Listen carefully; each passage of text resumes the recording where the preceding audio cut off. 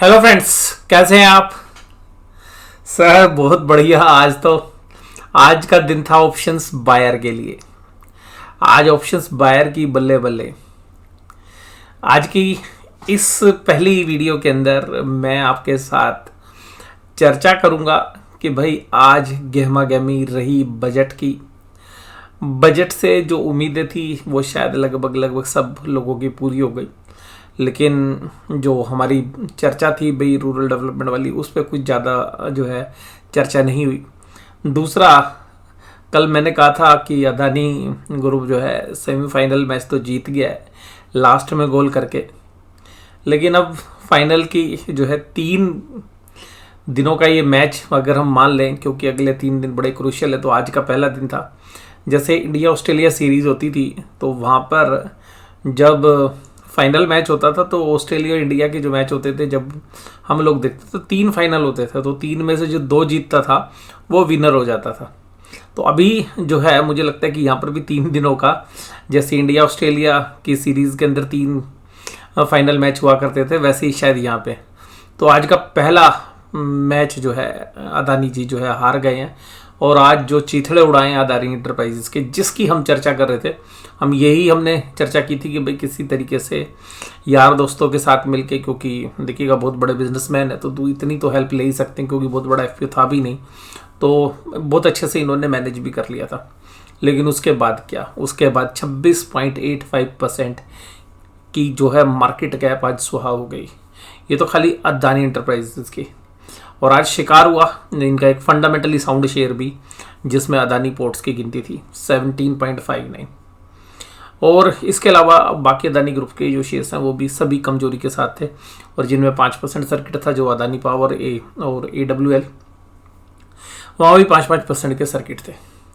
इसके बाद अगली चर्चा करेंगे भाई आज HDFC लाइफ या SBI लाइफ इंश्योरेंस या ICICI प्रू, सब की धज्जियाँ उड़ गई, इंक्लूडिंग LIC। और इन सब की धज्जियाँ क्यों उड़ी ये भी मैं आपके साथ चर्चा करूंगा। तो सबसे पहली बात, बजट में क्या था खास। देखिएगा, बजट के अंदर एक काफ़ी अच्छा फोकस जो है कैपिटल एक्सपेंडिचर्स के ऊपर किया गया है।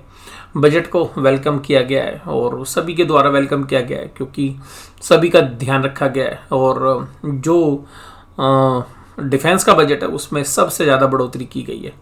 और इसके अलावा जो प्रधानमंत्री का जो सबको घर देने वाली योजना है उसमें भी काफ़ी बड़े एलोकेशंस किए गए हैं। तो वो तो सब देखिएगा ठीक है, लेकिन जो मिडिल क्लास है उसको इनकम टैक्स का रिलीफ चाहिए था। तो सीधी सी बात ये है कि with rebate new tax regime में 7 लाख रुपए तक की इनकम टैक्स नहीं देना पड़ेगा, क्योंकि उसमें एक रिबेट की सुविधा उपलब्ध है। तो रिबेट मिलाकर 7 लाख तक आपको टैक्स नहीं देना है। 7 लाख के ऊपर फिर जो है स्लैब रखे गए हैं, तो वो तो देखिएगा आपने पूरे मीडिया में सुन ही लिया है।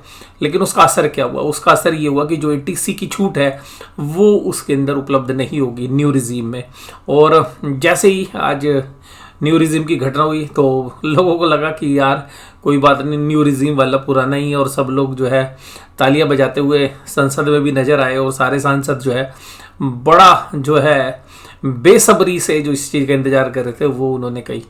और जो है फाइनेंस मिनिस्टर साहिबा ने क्या बोला कि भाई 7 लाख तक विद रिबेट आपको एग्जम्पशन मिलेगी, यानी कि 7 लाख पे कोई टैक्स नहीं देना पड़ेगा। उसके बाद उन्होंने गिनना शुरू किया कि 0 से 3 लाख तक नो टैक्स, फिर 3 लाख से 6 लाख में 5% टैक्स, 6 से 9 लाख में 10%। तो सांसद भी वो सब सोचने लगे यार ये क्या बात हो रही है। लेकिन ये देखिएगा इनकम टैक्स की कैलकुलेशन होती है, तो वो जो स्लैब है उसके अंदर टैक्स तो कैलकुलेट होगा, लेकिन उसको रिबेट के माध्यम से छूट दी जाएगी।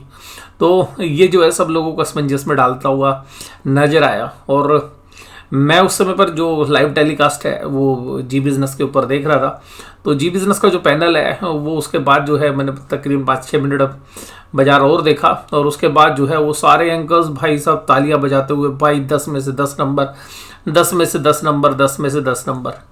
और भाई सब ने कहा कि मतलब उसमें एक एनालिसिस कह रहे थे कि मैंने कहा था कि ना या तो पहले 16,500 आएगा या 18,500 आएगा। अब मैं बात कर रहा हूँ 16,500 नहीं 18,500 आएगा।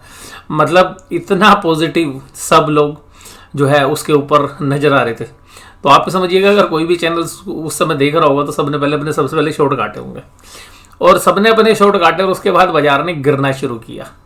और जब बाजार ने गिरना शुरू किया तो अब स्विंग देखिएगा बाजार का कहाँ का स्विंग है, और बैंक निफ्टी का देखिए स्विंग, तो वहाँ पे पता चलेगा। ये देखिएगा 42,000 और कहाँ 39,490। कितने पॉइंट्स का स्विंग है?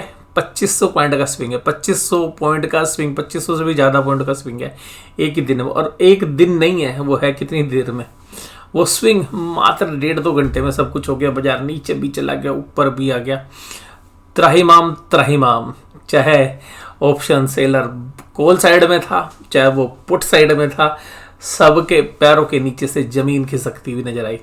लेकिन जो ऑप्शन बायर्स थे आज वो माला माल होने के लिए तैयार थे। और आज ऑप्शंस बायर का दिन था, जो मैंने आपके साथ चर्चा भी की। अब बात करते हैं कि यार ये हुआ क्या, ये हुआ क्या। तो मैं सबसे पहले बजट वाली मुद्दों पर बात करता हूँ, फिर मार्केट पे आएंगे। कल का आउटलुक दूसरी वीडियो में चर्चा करेंगे। तो सबसे पहली बात है कि ये जो मार्केट आउटलुक है उसमें ये अदानी एंटरप्राइजेज या अदानी पोर्ट की धज्जियाँ कैसे उड़ी। देखिएगा, मैंने आपको कहा था कि यहाँ पर अब पैसे की बात नहीं है। अब देखिएगा, मैंने कहा था कि जो गवर्नमेंट के 3 पिलर्स हैं, LIC है वो बैकफुट पे है, जो बैंक्स हैं वो फंडिंग करेंगे नहीं, सरकार की खुद की बहुत किरकिरी हो रही है, वहाँ से चैलेंजेस हैं। भाई अब अपने आप बचा लो। तो अदानी जी ने जो है अपने यार दोस्तों से कहा कि देखिएगा FPO तो कर दिया, या अपने जो बिजनेस लिंक्स हैं और इंक्लूडिंग पॉलिटिकल लिंक्स वो बचा तो लिया, लेकिन कुल मिलाकर आज देखिएगा धज्जियाँ उड़ाने का दिन था अदानी एंटरप्राइजेस का। अब जब अदानी एंटरप्राइज की धज्जियाँ उड़ेंगी तो वो एक बार पैनिक तो क्रिएट करेगा ही ना बैंकिंग स्टॉक्स के ऊपर भी। तो अदानी एंटरप्राइजेस में और भी कमी अभी आपको देखने के लिए मिल सकती है। हालांकि पहला दिन था और अभी तो मुझे लगता है कि आज जो है जबरदस्त अनवाइंडिंग जो है जिन्होंने तेजी की थी उनकी वही होगी। पर बाजार मुझे लगता है कि अदानी एंटरप्राइज को 1 या 2 दिन में सेटल कर देगा। बट अभी मुझे कल के लिए भी जो है अदानी ग्रुप के अंदर जो है साइडवेज ही लग रहा है, साइडवेज टू कुछ मतलब वॉलेटिलिटी रहेगी कुल मिलाकर। बट अदानी पोर्ट के शेयर्स में हमें लगता है कि एक वैल्यू बाइंग जो है देखने के लिए मिल सकती है और अदानी पोर्ट्स के जो शेयर्स में। लेकिन अभी जब गिरावट का रुख है तो तेजी करने वाले फंसे हुए हैं, तो उनको जैसे ही बाजार ऊपर आएगा तो उनको निकलने के लिए जो है चाहिए, तो बाजार शायद इतनी जल्दी निकलने नहीं देगा।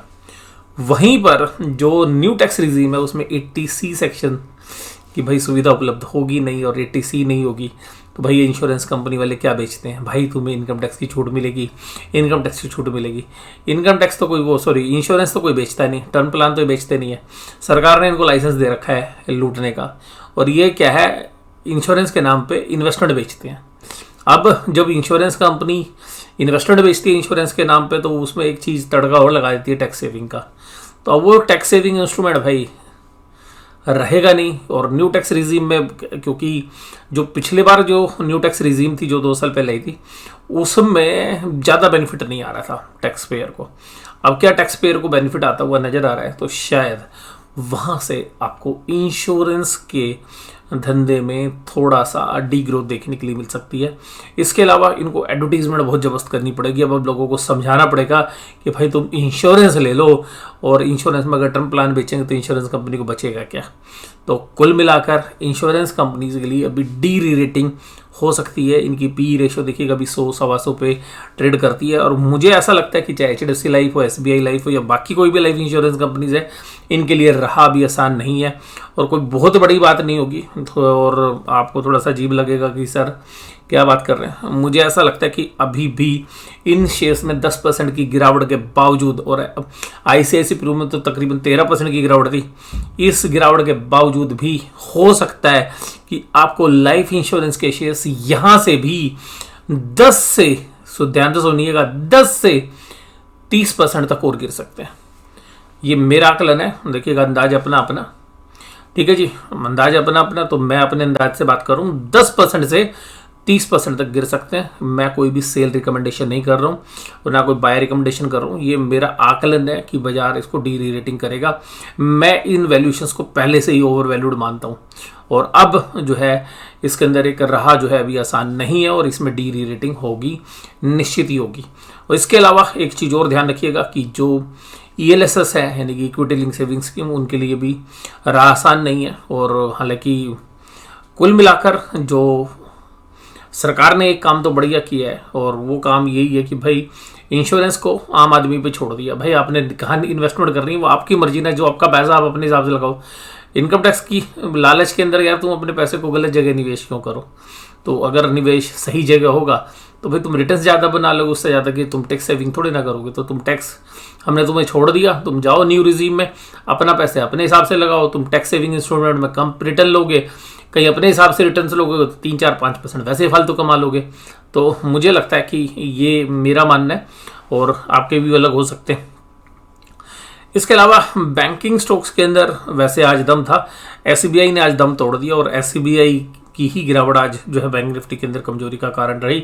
बाकी बैंकिंग स्टॉक्स जो है सही थे, स्टेबल थे। इंडसइंड बैंक में भी 3.8% की गिरावट है और ये सब जो है मुझे ऐसा लगता है कि जो अदानी ग्रुप की जो गिरावट है उसी को आप रिलेट करिए, कोरिलेट करिए एसबीआई के साथ, वही एक रीज़न लग रहा है। तो अभी रहा इतनी आसान नहीं है, बट बाकी जो बैंक्स हैं वो मजबूती के साथ आज खड़े रहे। तो ये था मेरा बजट के बारे में आकलन। और बजट में देखिए सारे दिन आपने बजट सुना होगा सारे चैनल्स पे, तो मैं अपने अंदाज में आपके साथ जो है बजट की बात की। तो मैंने आपके साथ बात की कि भाई अदानी के जो आज जो फाइनल मैच हुआ उसमें क्या हुआ, इंश्योरेंस कंपनीज के शेयर प्राइस क्यों गिरे, बाजार वोलेटाइल क्यों रहा, वो तो चर्चा हम करेंगे भाई किस तरीके से हमने आज जो है मैनेज किया। और हालांकि जब आप इस तरीके से मतलब आप ऑप्शन सेलर्स हो और फिर भी अपने आप को एक मिनिमम लॉस के अंदर अपने आप को बचा लो ना, वो भी मुझे लगता है काबिल तारीफ रहना चाहिए। तो हालांकि क्योंकि मैं ऑप्शन बायर तो हूँ नहीं, तो उस एंगल से अगर बात करें तो मैं बताऊंगा कि भाई हमने किस तरीके से जो है ये जो है मैनेज करने की कोशिश की। तो आज की चर्चा में केवल इतना ही। अभी आज का मार्केट एनालिसिस के लिए दूसरी वीडियो में आप जुड़े रहिएगा। वीडियो देखने के लिए धन्यवाद। Thank you very much.